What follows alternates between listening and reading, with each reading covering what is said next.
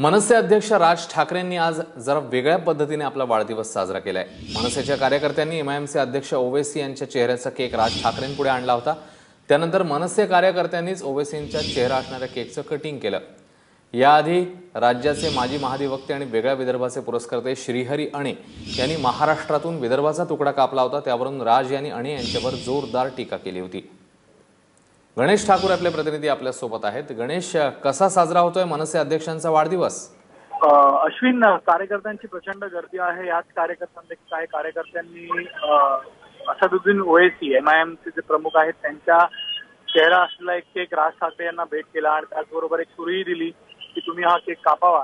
राज ठाकरे यांनी या सुरीचा वापर करून तो केक कापला आणि तो केक पुढे नेण्यात आला। कार्यकर्त्यांनी त्यानंतर हा पूर्ण केक कापलेला आहे। ज्या प्रकारे राज ठाकरे असदुद्दीन ओवैसी एमआयएमच्या नेत्यांवर टीका करतात त्याच्या वेळी राज ठाकरे यांनी सगळी टीका केली होती असदुद्दीन ओवैसी आणि एमआयएमवर।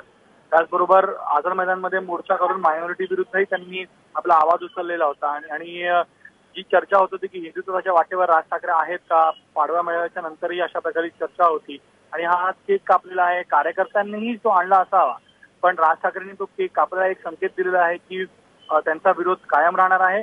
कार्यकर्त्यांच्या या केक पुढे केल्यानंतर राज ठाकरेंनी त्याचं स्वागत केलं, तो केक कापला आणि कार्यकर्त्यांनी पुढे हा केक कापला आहे।